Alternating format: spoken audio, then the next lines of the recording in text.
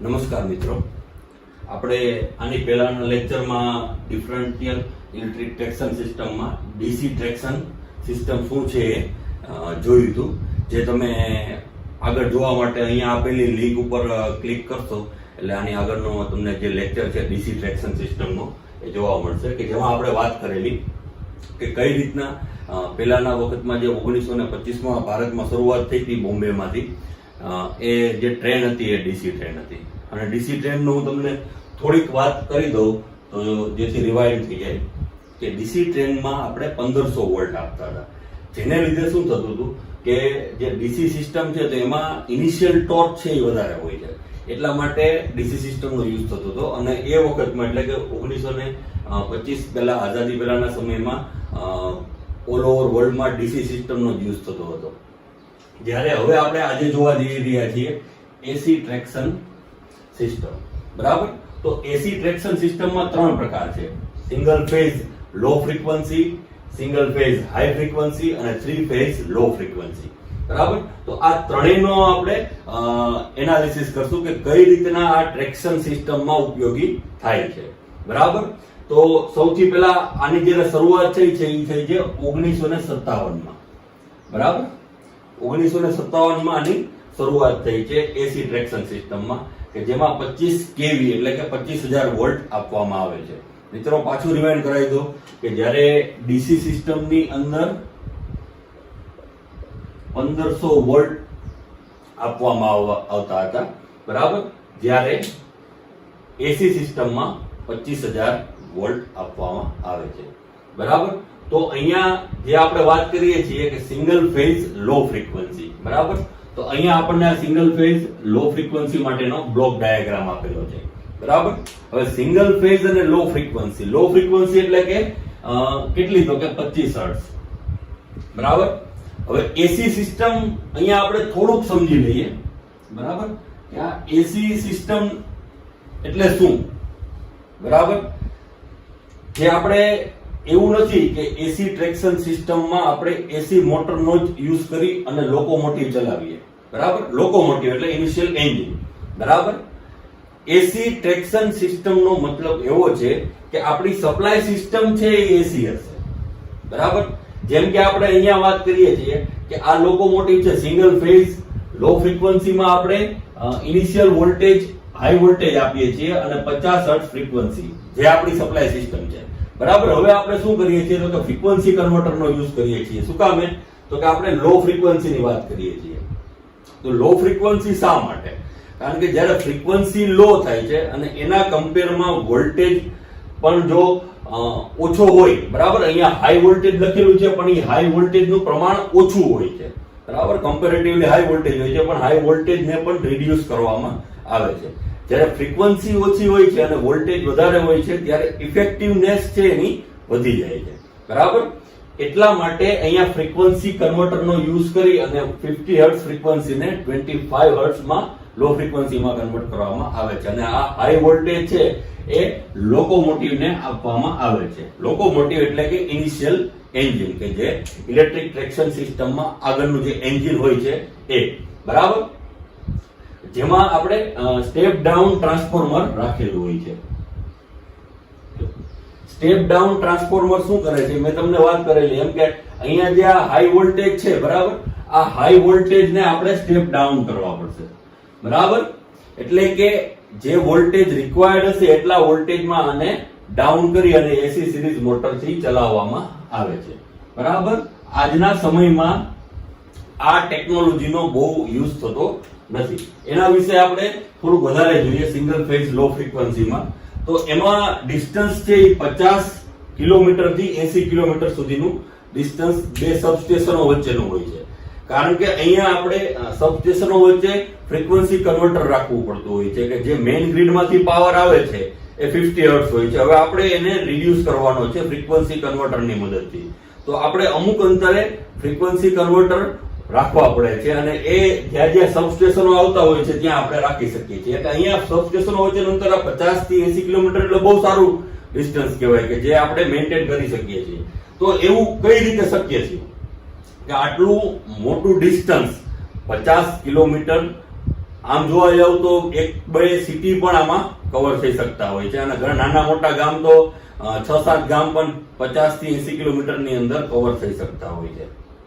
તો આટલું બધું ડિસ્ટન્સ કઈ રીતે શક્ય થાય છે?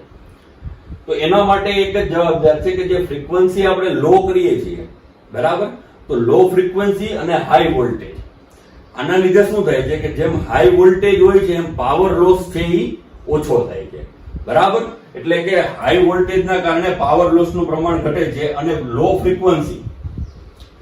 ફ્રીક્વન્સી ના કારણે જે કાંઈ ડિસ્ટન્સ છે એ આપણે ઇન્ક્રીઝ કરી શકીએ છીએ, કારણ કે એનો જે રેઝિસ્ટન્સ છે, જે પ્રતિવાદ કહેવાય છે, એ ખૂબ જ ઓછો હોય છે, એટલા જ માટે લોસ પણ ઓછો થાય છે. તો આ કારણના લીધે આપણે ડિસ્ટન્સ વધારે કરી શકીએ છીએ. હું પાછું રિપીટ કરું છું કે જેમ વોલ્ટેજ વધારે હોય છે અને ફ્રીક્વન્સી ઓછી હોય છે તો એમ લોસીસ ઓછા થાય છે, કારણ કે રેઝિસ્ટન્સ પણ ખૂબ જ ઘટી જાય છે, બરાબર. તો આ માટે આપણને 50 થી 80 કિલોમીટર સુધીની રેન્જ મળે છે, બરાબર. એટલે આ રીતના આપણે સિંગલ ફેઝ લો ફ્રીક્વન્સીનો યુઝ કરી અને લોકોમોટિવ ચલાવી શકીએ છીએ. પણ હાલના સમયમાં આ ટેકનોલોજી, આ પ્રકારની ટ્રેક્શન સિસ્ટમનો ક્યાંય પણ ઉપયોગ થતો નથી. આ બહુ પણ જૂની છે, બરાબર. અને આમાં એટલી ઇફેક્ટિવનેસ જે એસી સિરીઝ મોટરથી આવવી જોઈએ એટલી આવતી નથી. જે ઇનિશિયલ ટોર્ક જેટલા પ્રમાણમાં મળવું જોઈએ એટલા અત્યારની જે જરૂરિયાત છે એ જરૂરિયાત પ્રમાણે આ સિસ્ટમ છે એ અત્યારે ઉપયોગમાં લઈ શકાતી નથી, બરાબર. હવે આપણે જોઈએ single phase high frequency. Single phase high frequency એટલે આપણે જોઈ શકીએ છીએ કે એમાં ફ્રીક્વન્સી છે એ ખૂબ જ વધારે હશે, બરાબર. કેટલી વધારે? તો કે 3 કિલોહર્ટ્ઝ. હાઈ ફ્રીક્વન્સી સપ્લાયમાં 3 કિલોહર્ટ્ઝની ફ્રીક્વન્સી આપણે આપીએ છીએ, બરાબર. અને 2 શિરોપરી લાઇનમાં આપવામાં આવે છે. અહીંયા આપણે જોઈએ કે આ 3 કિલોહર્ટ્ઝ એટલે કે હાઈ ફ્રીક્વન્સી એસી જનરેટર રાખેલું છે, જે 3 કિલોહર્ટ્ઝ જેટલી ફ્રીક્વન્સી 2 શિરોપરી લાઇનમાં, જેને ઓવરહેડ કેબલ પણ કહેવાય છે, એમાં રાખવામાં આવે છે, જેમાં C1, C2, C3, C4 અને C5 રાખેલા છે. આ કન્ડેન્સર છે કે જે આ ઇલેક્ટ્રિક પાવર આમાંથી પસાર થાય છે તો એને કન્ડેન્સ કરે છે, જેથી આ શિરોપરી લાઇનનું ટેમ્પરેચર વધવા દેતું નથી, બરાબર. હવે અહીંયા થાય છે શું તકલીફ કે ધારો કે આપણે આ સિસ્ટમની વાત કરીએ છીએ તો આ સિસ્ટમમાં તણખા થવાની શક્યતાઓ, સ્પાર્ક થવાની શક્યતાઓ રહે છે. જ્યારે હવે આપણે જે ઉપયોગ લેવાનો છે સિંગલ ફેઝ હાઈ ફ્રીક્વન્સીનો, બરાબર, તો આનો ઉપયોગ આપણે કોલસાઓની ખાણમાં ઉપયોગ થતો હોય છે. કોલસાઓની ખાણમાં ખૂબ જ તણખા, જો ક્યારેય પણ તણખો થાય અથવા તો એક્સપ્લોઝિવ ગેસ જ્યાં પણ બનતો હોય છે અથવા તો જેનો ઉપયોગ ફ્યુઅલ તરીકે થતો હોય છે, એવી જગ્યાએ માલના પરિવહન માટે જે લોકોમોટિવ યુઝ થાય છે, હવે એમાં નાનો એવો પણ તણખો થાય છે તો એ ખૂબ જ ભયાનક સ્વરૂપ ધારણ કરે છે. એટલા માટે આપણે સિંગલ ફેઝ હાઈ ફ્રીક્વન્સીનો યુઝ કરીએ છીએ. આની ખાસિયત શું છે?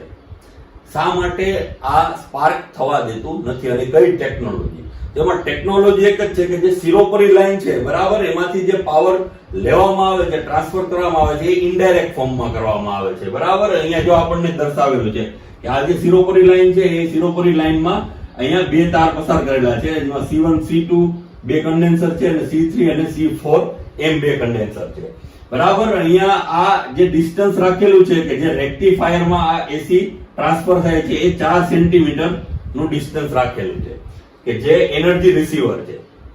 આ એનર્જી રિસીવર શું કરશે કે આ લોકોમોટિવમાં એનર્જી રિસીવર રાખેલા હશે, જેને લીધે અહીંયાથી જેમ પસાર થશે અને આ ઇલેક્ટ્રિસિટી જે રીતના પસાર થતી હશે એ એનર્જી રિસીવર એમાંથી એનર્જી રિસીવ કરશે. અને એક કન્ડેન્સર અહીંયા પણ રાખેલું છે C5, બરાબર. હવે આ જે એનર્જી રિસીવ કરેલી છે એ શું છે તો કે એસી સપ્લાય છે. હવે આપણે એસી ને ડીસી માં કન્વર્ટ કરવાના છે, જે રેક્ટિફાયર ની મદદથી આ એસી ને ડીસી માં કન્વર્ટ કરવામાં આવે છે, કારણ કે અહીંયા ડીસી ટ્રેક્શન મોટરનો યુઝ કરેલો છે. જો મિત્રો વાત પાછી એ જ આવી ગઈ છે કે અહીંયા ડીસી ટ્રેક્શન મોટરની મદદથી લોકોમોટિવ ચલાવવામાં આવે છે, જે આપણે શરૂઆતમાં વાત કરેલી ડીસી ટ્રેક્શન. કારણ કે ડીસી ટ્રેક્શનમાં આપણને વધારે ઇનિશિયલ ટોર્ક મળે છે, બરાબર.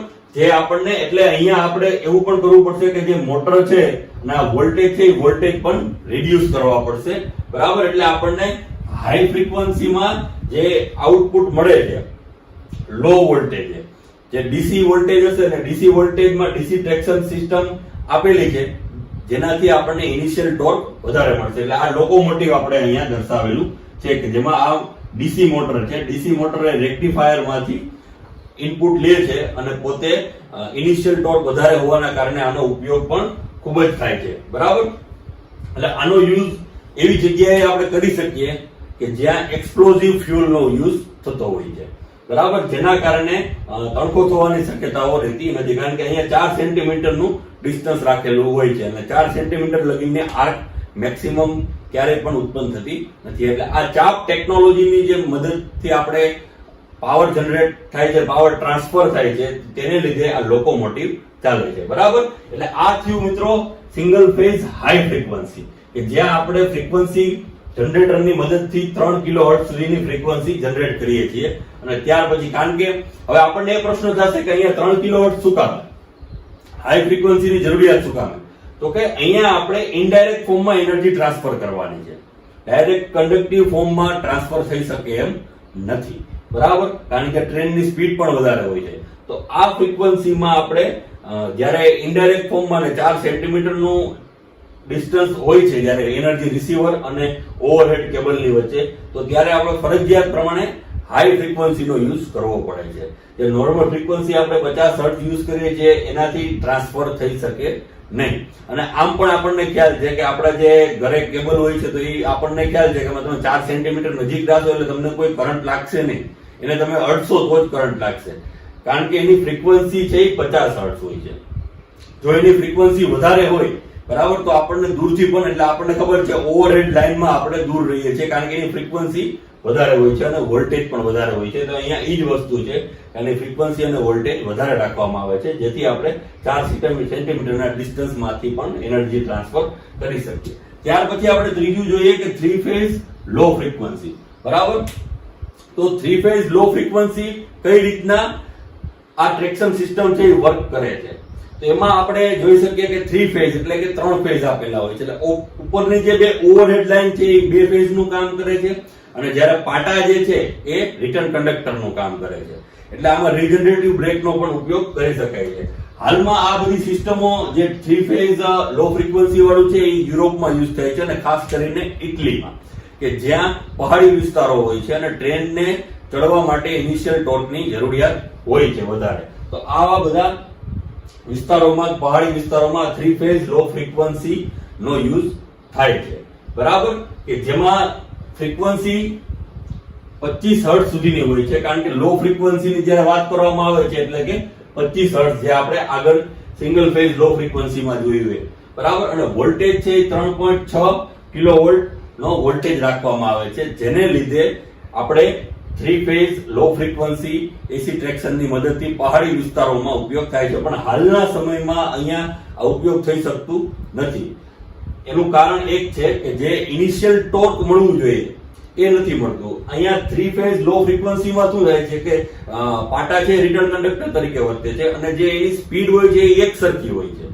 બરાબર. જ્યારે આવા વિસ્તારોમાં જે પહેલા યુઝ થતું હતું એ વિસ્તારોમાં શું હતું કે શરૂઆતમાં ઇનિશિયલ ટોર્ક ઘણી વખત વધારે જોતું હોય પછી ઓછું જોતું હોય. એટલે અત્યારે ઇન્સ્ટોલેશન ત્યાં થઈ ગયેલું છે પણ હવે યુઝ થઈ શકતું નથી, કારણ કે એમાં ટાઈમ પણ વધારે લાગે છે અને પાવર લોસ ખૂબ જ વધી જાય છે. કારણ કે જ્યારે તળ ચડવાનું હોય છે અને તળ ઉતરવાનું હોય છે ત્યારે એ સ્મૂથ રનિંગ નથી હોતું. જ્યારે આ સિસ્ટમ વધારે પડતી સ્મૂથ રનિંગ હોય તો વધારે ઇફેક્ટિવ રહે છે, પણ જે તે વખતમાં આનો યુઝ થયો હતો ત્યારે આ જ ઓપ્શન હતું, એટલે એનું ઇન્સ્ટોલેશન જે તે જગ્યાએ થઈ ગયેલું છે. પણ હાલમાં આનો ક્યાંય પણ ઉપયોગ થતો નથી. તો મિત્રો આપણે આ રીતના જોયું ડીસી ટ્રેક્શન સિસ્ટમ અને એસી ટ્રેક્શન સિસ્ટમ. બરાબર. કે એસી ટ્રેક્શન સિસ્ટમમાં 3 પ્રકાર જોયા: single phase low frequency, single phase high frequency અને 3 ફેઝ લો ફ્રીક્વન્સી. તો આ પ્રકારની અલગ અલગ ટ્રેક્શન સિસ્ટમનો ઉપયોગ જોયા. બરાબર. હવે આના પછીના લેક્ચરમાં તમને હવે જોવા મળશે કે કઈ રીતના કોમ્પોઝિટ સિસ્ટમ છે એ વર્ક કરે છે. તો અહીંયા તમને નેક્સ્ટ વિડીયો સજેસ્ટ કરતો હશે કે જેમાં તમને દર્શાવતો હશે કે કોમ્પોઝિટ સિસ્ટમ કઈ રીતના વર્ક કરે છે.